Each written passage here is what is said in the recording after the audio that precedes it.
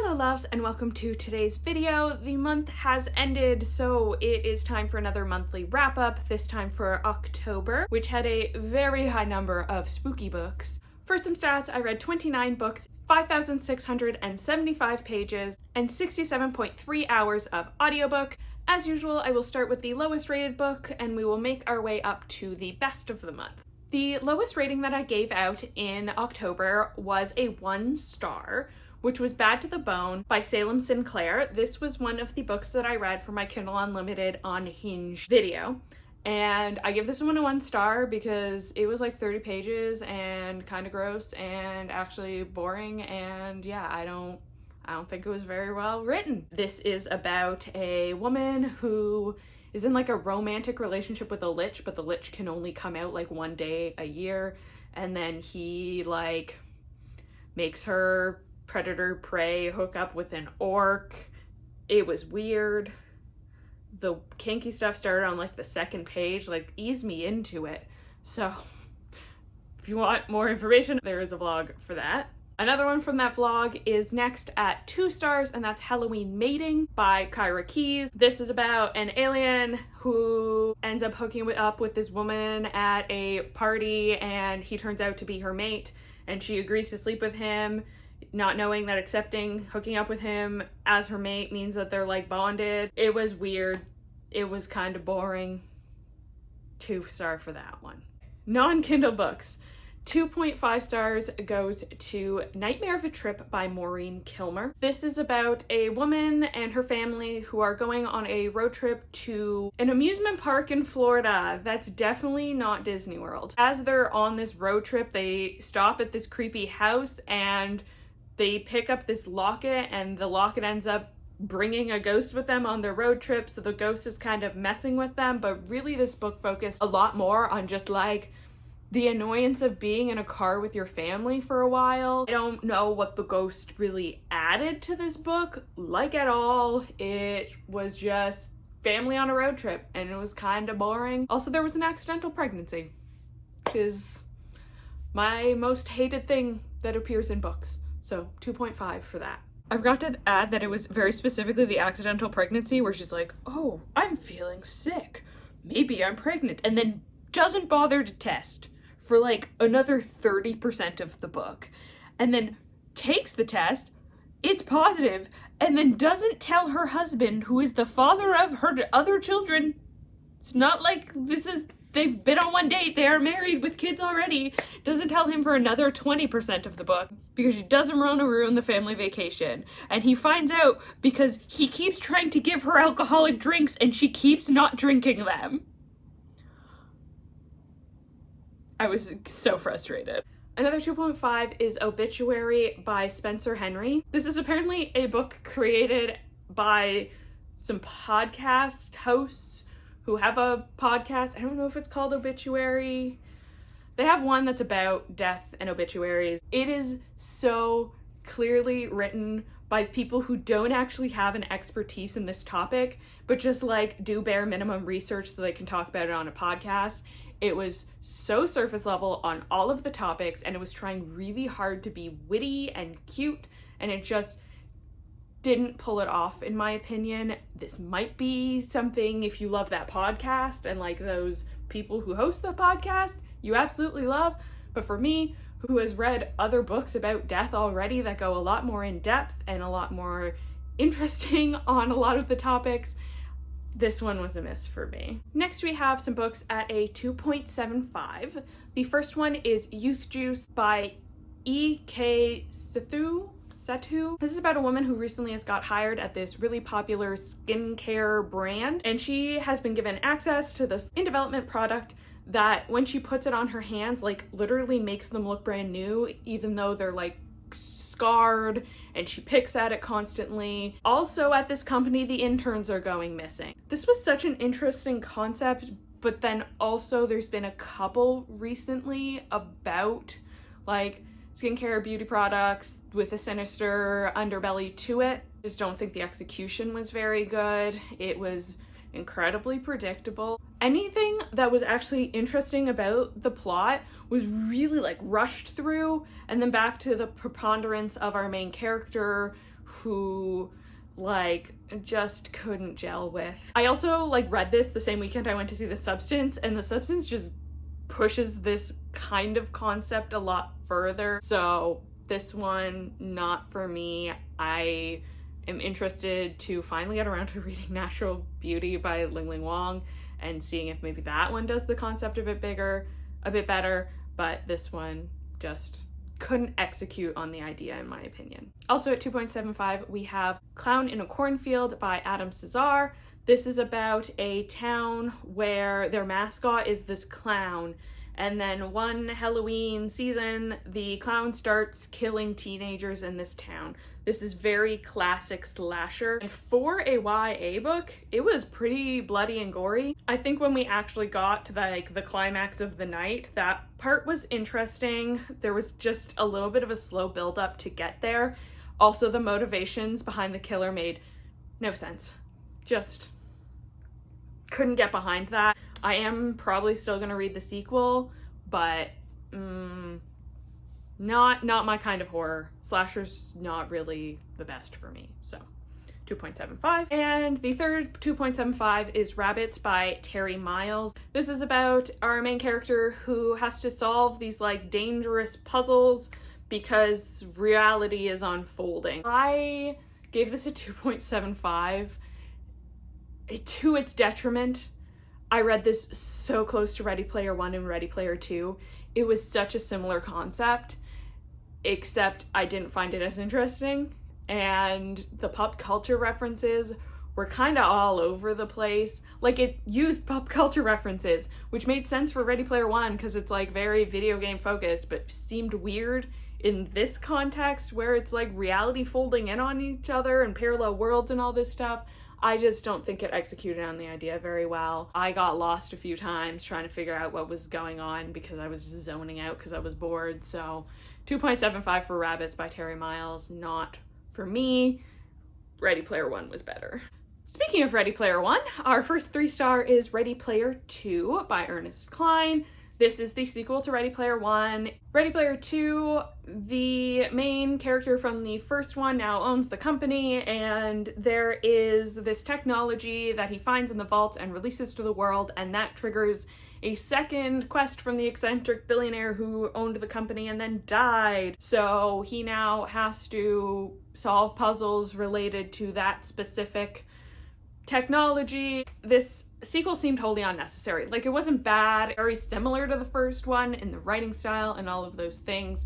It just didn't seem necessary. It seemed to be a rehashing of the first one, so gets a 3-star because aggressively mediocre. Another 3-star is Blood on the Tracks Volume 17 by Shiozo Oshimi. This is the final one in the Blood on the Tracks series. This series is about a son who has a very toxic relationship with his mother, and the lengths of which his mother goes to make sure that her son loves her.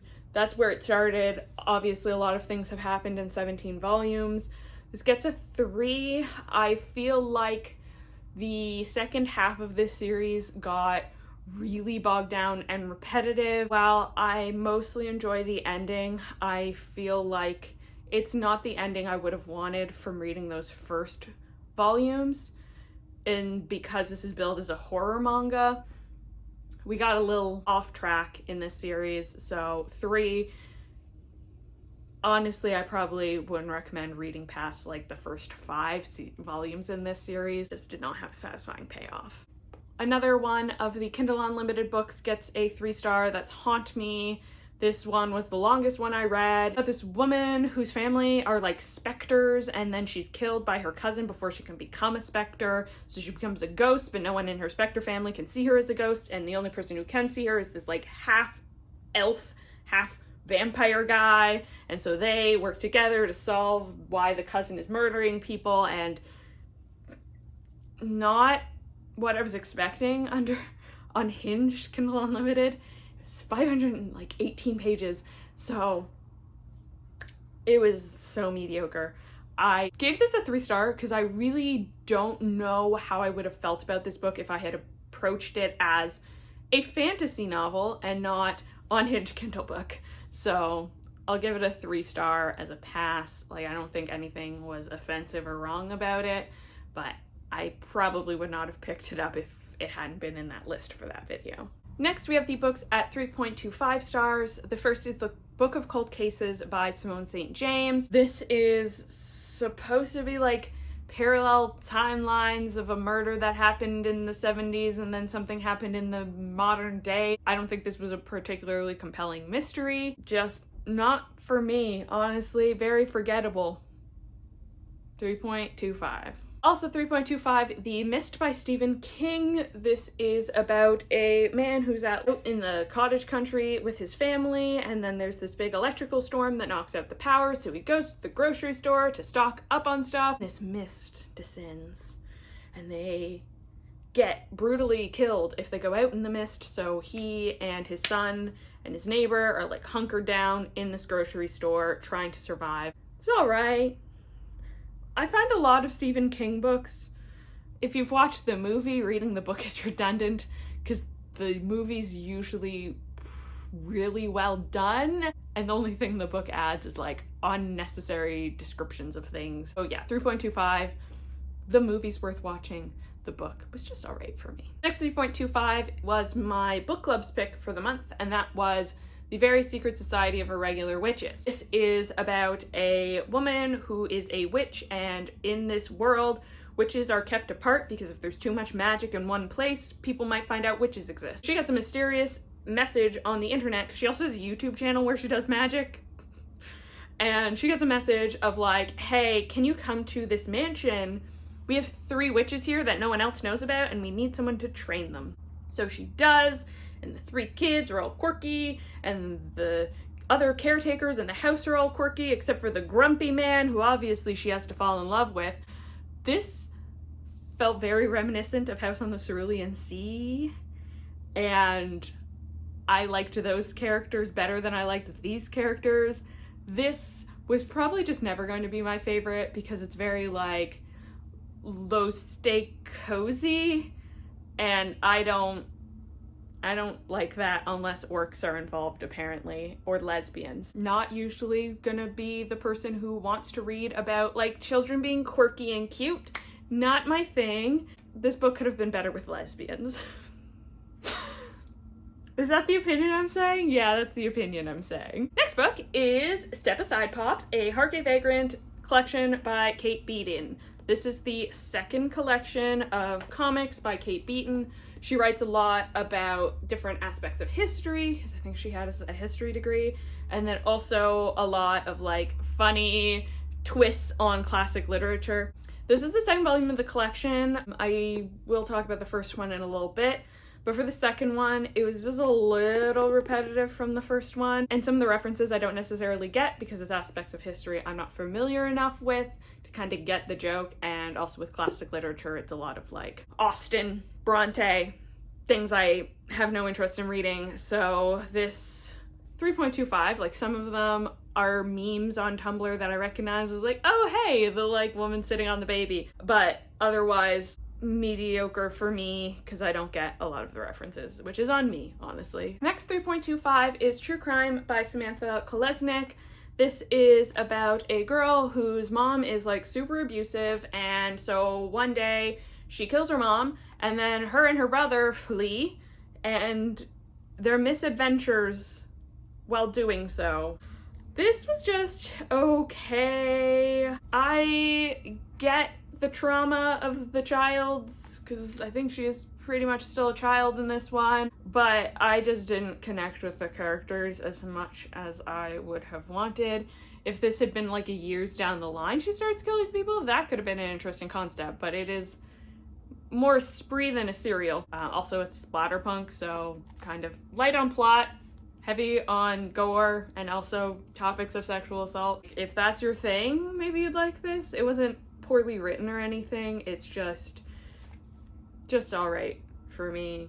Next, we have Someone You Can Build a Nest In by John Wiswell. This is about this like worm creature who people are hunting down, and so she disguises herself as a human, and she ends up kind of bonding with this outsider woman in the village. This was very like dark fairy tale, especially in the writing style. It kind of had a Grimm Brothers style writing to it. I don't know what it was about it. Maybe it was the pacing of it. Maybe it was the writing style. I just couldn't get into this one. I know some other people really enjoyed it, but for me, too old-timey, I think. 3.25.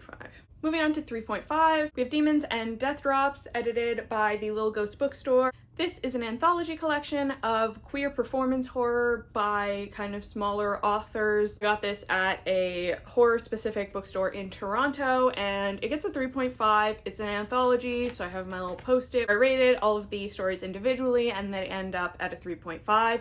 There were some standouts in here for me. There was one where a woman who's at Juilliard to be a pianist has an accident during a hurricane and loses her hand, and she befriends a sea monster who helps her perform.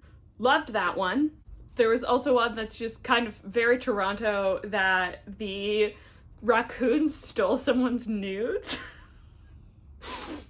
That was fun. This is a good mix of like actual serious horror and also some more tongue-in-cheek clever horror. There was also some like prose in here and some comics. For me, the comics, very nice artwork, but harder to follow the story. So 3.5 overall.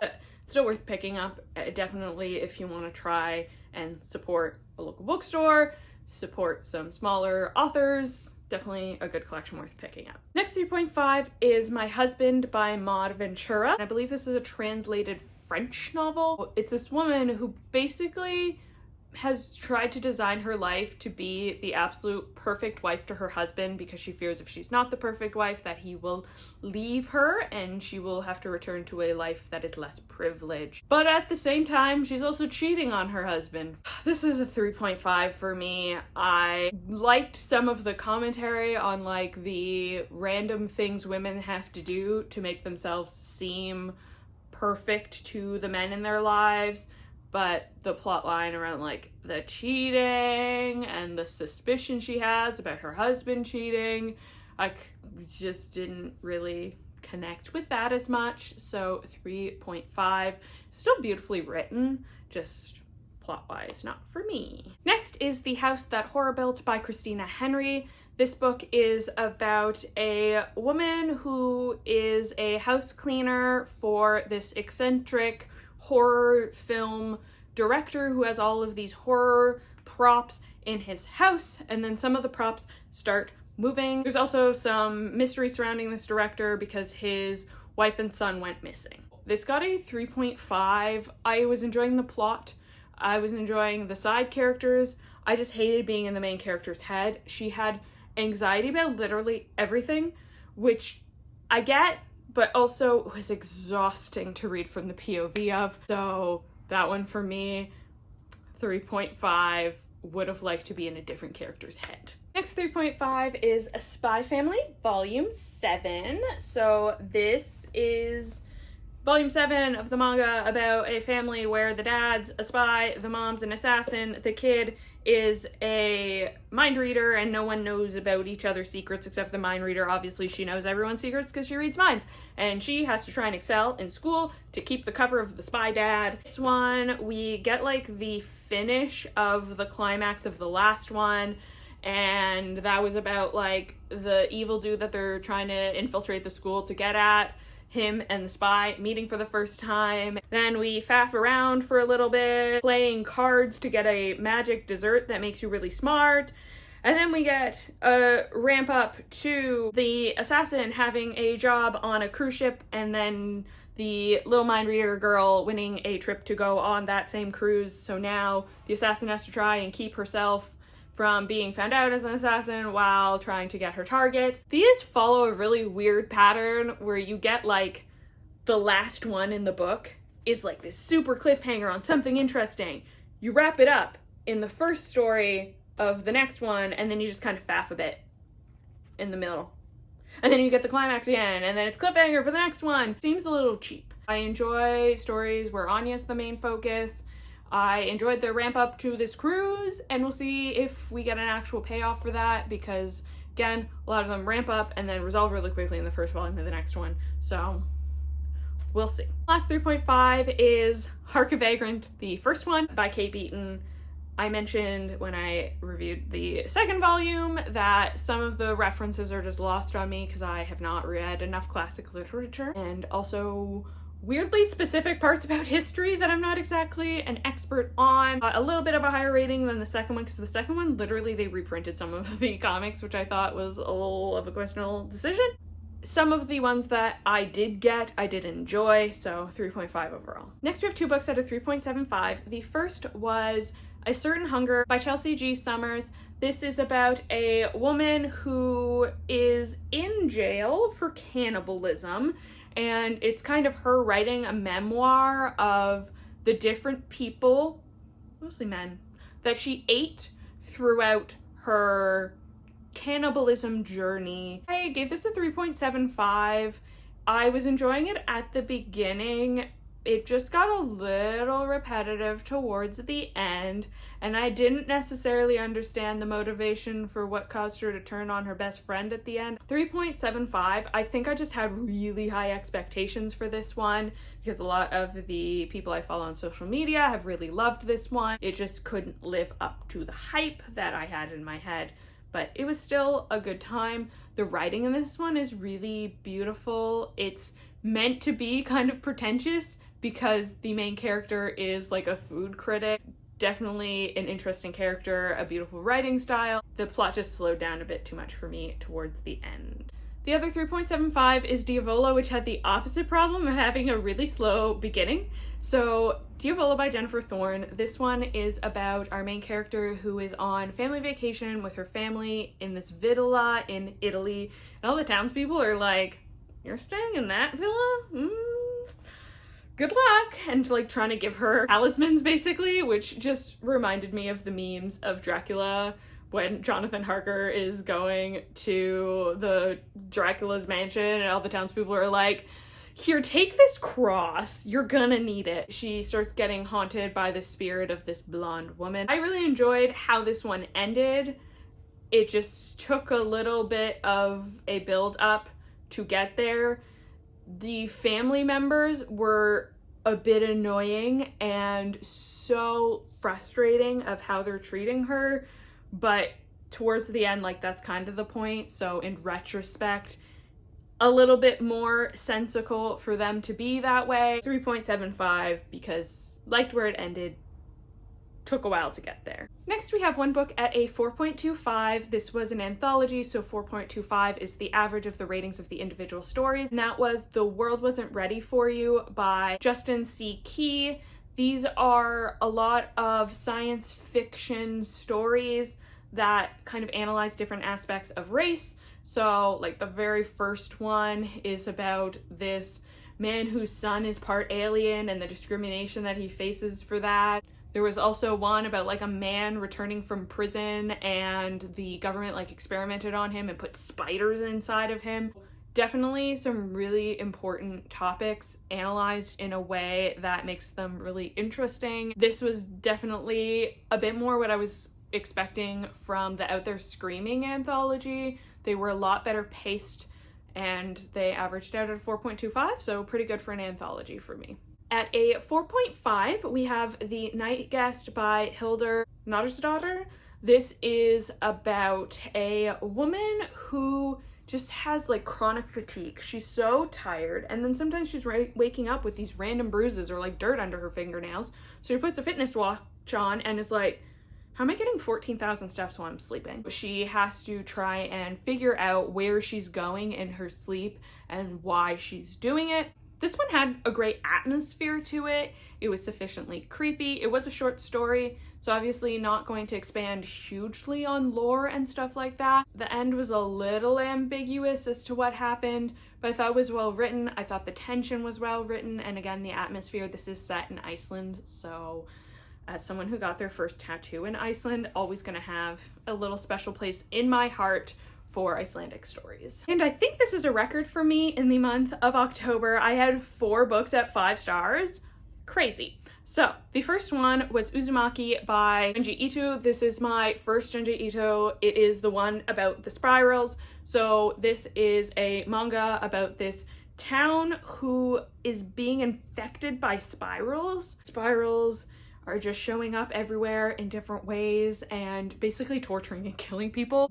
The art of this one is so gruesome, but also so interestingly beautiful. Like, it's horrifying, but it's also, because of that spiral, just so fascinating to look at. I absolutely loved this. It was horrible, it was gruesome, it was fascinating, so good. Not surprised, because I've heard such great things about Junji Ito, and I'm glad I finally got to experience that, and I will definitely be picking up the rest of his books throughout the next little bit, because I really want to read more. Next 5-star was a new release in October, and that's American Rapture by CJ Lead. Unsurprisingly, considering Mayfly was my best book of last year. Obsessed with CJ Lead, her brain, her writing. American Rapture is about this incredibly sheltered teenage girl who lives in like a religious family, has basically, you know, grown up showing ankle is slutty type thing. A plague hits, and the symptom of this flu that's spreading is that you just get uncontrollably horny. It's like the zombie plagues, except sexual. It had so much deconstruction of modesty and the way that being raised sheltered in an ultra-conservative, ultra-religious family can really mess you up in your concept of how things work in the world. Like, the plague was spreading for a full week before she found out about it, because, oh wait, her parents caught it, and that's how she finds out. Not like reading it in the news, because she's not allowed to read the news. Not, you know, the precautions of what people are doing, masking up and all those things. No, she finds out because her parents caught it and is like, what is going on? This book made me care about a cop character. Astounding. I will just say, trigger warning for animal death, and it's fucking devastating. Reading the afterword, I get why CJ Lead did it. It was just wrecked me. It wrecked me. So, American Rapture, great characters, great writing, fascinating plot, great metatextual commentary. Loved American Rapture. Also, the cover. Next is a rare entry in the 5 stars, which is a non-fiction book. Who is she? We have Against Technoableism by Ashley Shue. This is a book about how society will perceive disability in a world that is rapidly becoming more technologically advanced and able to fix certain aspects of disability. So it talks about how, yes, advanced prosthetics allow people to dance, allow people to run, but the barriers are expensive. It's not exactly the most comfortable for people to wear those types of advanced prosthesis, and also some people just don't want to. So it analyzes how society is going to have to change their worldview about disability from being fixable to being an inherent part of people's lives, and really up to society to become more accessible in a myriad of ways. This was a fairly short book. I also appreciated that the author acknowledged some of their own knowledge gaps. There is a chapter on mental disability, specifically focusing a lot on autism, and the author's like, hey, not something I have, not my diagnosis, but I have talked to a bunch of experts and here are things that they have said. So I really respected the author for doing that, and I thought this made some really poignant points. It would be a mindset shift for a lot of people who don't necessarily interact with those communities and could use some perspective from people in it. And the last book in my 5 stars, oh, hard decision as to whether this one or American Rapture was the best of the month. I would have to think about that by the end of the year when I'm doing my best books of the year list. 5 stars for Bury Your Gaze by Chuck Tingle. This felt weirdly catered to me. In Bury Your Gaze, we follow our main character who is like a producer on a television show, and he is kind of known for making queer-coded horror, but not necessarily making it explicit, and is also like in a queer relationship but isn't out to his family yet. So he is called into the office of the executive, and they're like, we've read your script, we will let you make those characters lesbians, we will let it, but you gotta kill one of them off afterwards. So that's the trade-off. So like, you can either not make them gay and keep them alive, or make them gay and kill them. But he like refuses, and then characters from his previous horror movies start showing up and like killing people. I wasn't expecting some of the twists and turns that this took. I like the critique of like AI and intellectual property and who owns what. As someone who like refuses to even look at ChatGPT, I loved this. It had queer characters, it had really good horror in it, it had some science fiction elements to it, it had like Black Mirror vibes. Oh, I loved this so much. Chuck Tingle just... I need to read some of his romance because I haven't done that yet, but Chuck Tingle and CJ Lead, they also did some like cross promo for their book. Love those too. Those are all of the books that I read in the month of October. Let me know in the comments down below what the best book you read in October is, or leave the spiral emoji for Uzumaki. If you enjoyed, like and consider subscribing so you don't miss any of my future videos. There are also links in the description to my Instagram and Goodreads if you would like some sneak preview of what I'm reading before I make a video about it. Thank you so much for watching and have a great day.